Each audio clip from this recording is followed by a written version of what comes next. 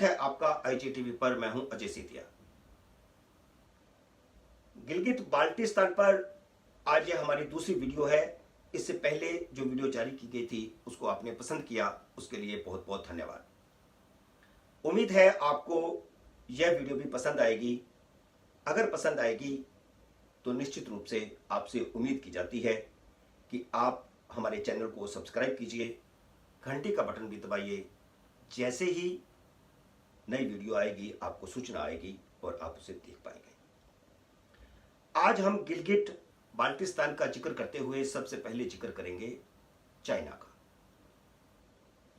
उसके बाद हम आपको बताएंगे कि भारत के कुछ बुद्धिजीवी और पत्रकार किस तरह पाकिस्तान के हाथों में खेल रहे हैं और समय समय पर भारत विरोधी बयानबाजी करते हैं और भारत को आईना दिखाने की कोशिश करते हैं।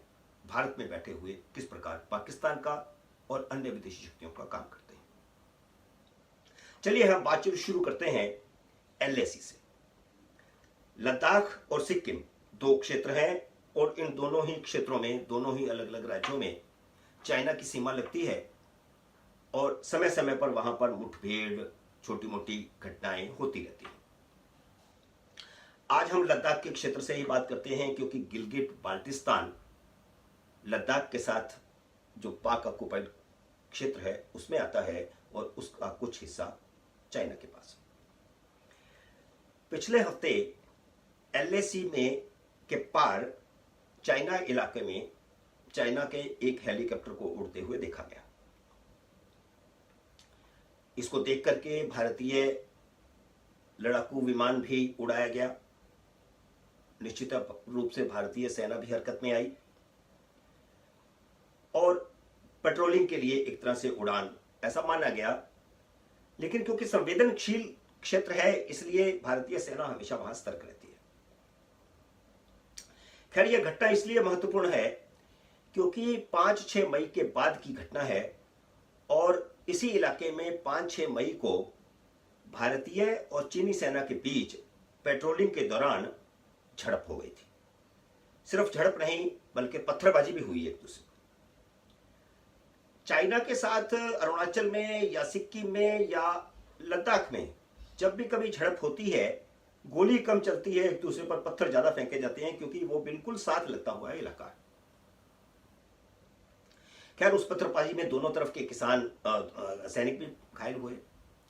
भारत में इन घटनाओं को मोदी सरकार के गिलगित बाल्टिस्तान पर अपनाई जा रही नई रणनीति के तौर पर देखा जा रहा है। केंद्र शासित लद्दाख के अंतर्गत आने वाले गिलगित बाल्टिस्तान का कुछ इलाका चीन के कब्जे में भी है। इसी कब्जे वाले इलाके से चीन बलूचिस्तान तक की बंदरगाह तक पहुंचने का रास्ता बना रहा है। 1963 में पाकिस्तान ने गिलगिट बाल्टिस्तान के कुछ इलाके को चाइना को सौंप दिया था। भारत तब से इसका विरोध करता रहा है और जब यह नया मार्ग बनाया जा रहा था तब भी भारत ने विरोध किया। हालांकि चीन चाहता था कि किसी तरह भारत इससे पीछे हट जाए, इसलिए उसने भारत को भी अपना पार्टनर बनाने की कोशिश की थी, जिससे भारत ने इनकार कर दिया क्योंकि वह संसद के प्रस्ताव के अनुसार और भारत सरकार की रणनीति के अनुसार, भारत सरकार के स्टैंड के अनुसार वह इलाका भारत का है, न कि पाकिस्तान का या चीन का। खैर रणनीतिक और कूटनीतिक हलकों में अब चर्चा यहां तक हो रही है कि गिलगित अब भारत और पाकिस्तान के बीच का मामला नहीं रहा। गिलगित बाल्टिस्तान को लेकर अंतरराष्ट्रीय स्तर पर कूटनीतिक जंग शुरू हो चुकी है। कोरोना वायरस के कारण अमेरिका खुल्लम खुल्ला चीन के खिलाफ आकर खड़ा हो गया है। हाल ही में अमेरिकी राष्ट्रपति डोनाल्ड ट्रंप जब अपनी प्रेस कॉन्फ्रेंस कर रहे थे तो उस प्रेस कॉन्फ्रेंस में चीन की एक महिला पत्रकार ने उनसे एक सवाल किया। डोनाल्ड ट्रंप ने उसका सीधा जवाब नहीं दिया और उन्होंने कहा कि यह सवाल चीन की सरकार से पूछिए। पत्रकार ने दोबारा से सवाल पूछा, तब फिर भी उन्होंने यही कहा कि आप वो सवाल कर रही हैं जो चाइना की सरकार से पूछा जाना चाहिए। जब तीसरी बार उन्होंने दखल देने की कोशिश की, राष्ट्रपति चाहते थे कि दूसरे देश का कोई पत्रकार बोले, लेकिन वो बार बार जब बोल रही थी तो डोनाल्ड ट्रंप ने अपनी प्रेस कॉन्फ्रेंस खत्म कर दी। आप इससे अंदाजा लगा सकते हैं कि चाइना और अमेरिका में आपस में कितना खिंचाव हो गया है कोरोना वायरस के बाद। अगर हम गिलगित बाल्टिस्तान के पिछले 200 साल के इतिहास को देखें तो चीन और रूस दोनों के लिए यह सामरिक महत्व का क्षेत्र रहा है। चाइना की कोशिश रही कि वह गिलगित बाल्टिस्तान पर कब्जा कर ले, आज से 200 साल पहले भी। रूस की भी कोशिश रही कि उस पर कब्जा कर ले, क्योंकि वहां तजाकिस्तान की सीमा लगती है। और ब्रिटेन भी इस महत्व को समझता था, इसलिए ब्रिटेन ने वो इलाका महाराजा हरि सिंह से लिया था। उसकी कहानी आपको आगे बताते हैं। मोदी के नेतृत्व की भारत सरकार अब अगर गिलगित में कोई महत्वाकांक्षी कदम उठाती है तो उसे अमेरिका का भी समर्थन मिलेगा और रूस का भी समर्थन मिलेगा, ऐसा कूटनीतिक विशेषज्ञ मानते हैं। इसे लेकर पाकिस्तान के रणनीतिकारों के होश उड़े हुए हैं। पिछले दिनों लंदन में निर्वासित जीवन जी रहे आरिफ आजदिकिया, ये बंटवारे के समय पाकिस्तान चला गया था। बंटवारे से पहले भारत का रहने वाला था, MQM का सदस्य था और कराची का मेयर भी रहा है। लेकिन अब वो ब्रिटेन में रह रहा है और लगातार पाकिस्तान की फिरका प्रस्ती की पोल खोलता रहता है। उसने पिछले दिनों एक खुलासा किया अपने YouTube चैनल से, जिसमें उसने कहा कि पाकिस्तान की सीनेट ने मोदी सरकार को अस्थिर करने के लिए भारत के मुसलमानों और मुसलमानों के अतिरिक्त मोदी और भाजपा विरोधी राजनेताओं, बुद्धिजीवियों और पत्रकारों का इस्तेमाल करने की नई रणनीति बनाई है।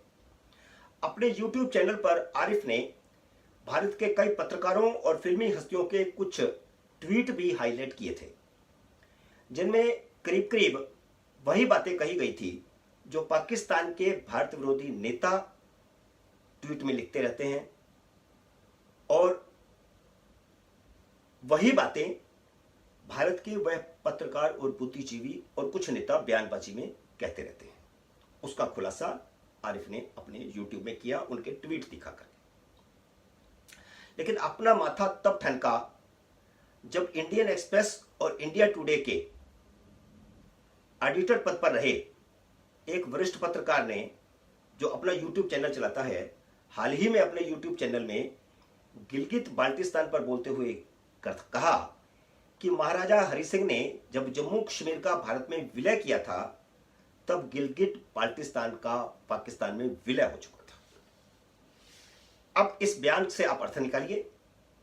कोई आसानी से समझ सकता है कि यह कथन भारत के पक्ष में है या पाकिस्तान के पक्ष में है।